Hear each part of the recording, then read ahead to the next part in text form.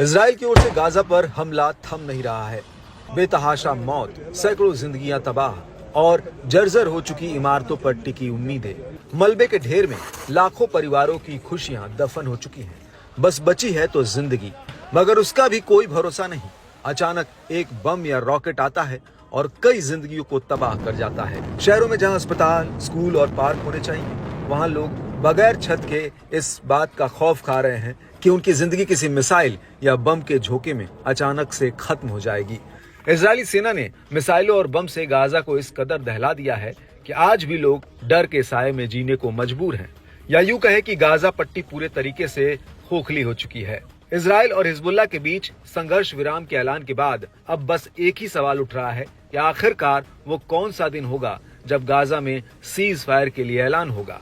खैर, इस सवाल का जवाब तो अब तक नहीं मिला, लेकिन इजरायली हवाई हमले में 40 से अधिक फिलिस्तीनी एक बार फिर मारे गए। जी हां, गाजा के नागरिक सुरक्षा विभाग ने घोषणा की है कि 30 नवंबर 2024 को गाजा पट्टी के उत्तर में तेल अल जातर क्षेत्र में 100 से अधिक विस्थापित व्यक्तियों को आश्रय देने वाले एक घर को निशाना बनाया गया है।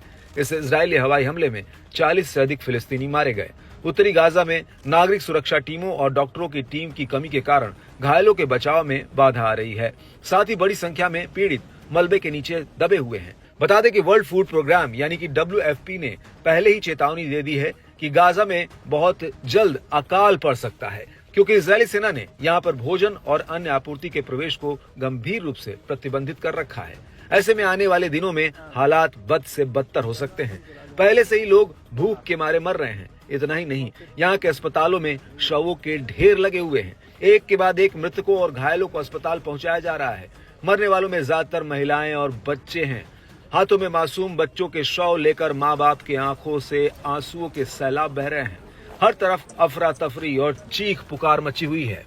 वहीं जबालिया और बेतलाहिया में भी इसी तरह की तबाही की सूचना मिली, जहां दर्जनों पीड़ित 2 दिनों से अपने घरों के खंडहरों के नीचे फंसे हुए हैं। गाजा शहर के पड़ोस में इतावली परिसर के पास विस्थापित परिवारों के घर पर इजरायली हमले में एक व्यक्ति की मौत हो गई और कई लोग घायल हो गए। ये घटनाएं तब होती हैं जब इजरायली सेना उत्तरी गाजा में आवासीय क्षेत्रों पर अपनी बमबारी तेज कर देती है। गाजा स्वास्थ्य मंत्रालय ने शनिवार को घोषणा की कि गाजा पट्टी पर इजरायली युद्ध की शुरुआत से अब तक मारे गए फिलिस्तीनियों की संख्या बढ़कर 44,382 हो गई है, जबकि 1,05,142 घायल हुए हैं। बताते चले कि गाजा में इजरायली सेना का सैन्य ऑपरेशन लगातार जारी है। कुछ दिन पहले ही IDF ने हमास पर गंभीर आरोप लगाते हुए कहा था कि उसके लड़ाके अस्पताल को अपने ठिकाने के तौर पर इस्तेमाल कर रहे हैं। अस्पताल आने जाने वाली एम्बुलेंस का इस्तेमाल अपनी आवाजाही के लिए कर रहे हैं। हमास के लड़ाके कमल अदवान अस्पताल में मौजूद हैं। वहीं दूसरी ओर इजरायली सेना गाजा में छिपे हमास के लड़ाकों को खोज कर मार रही है।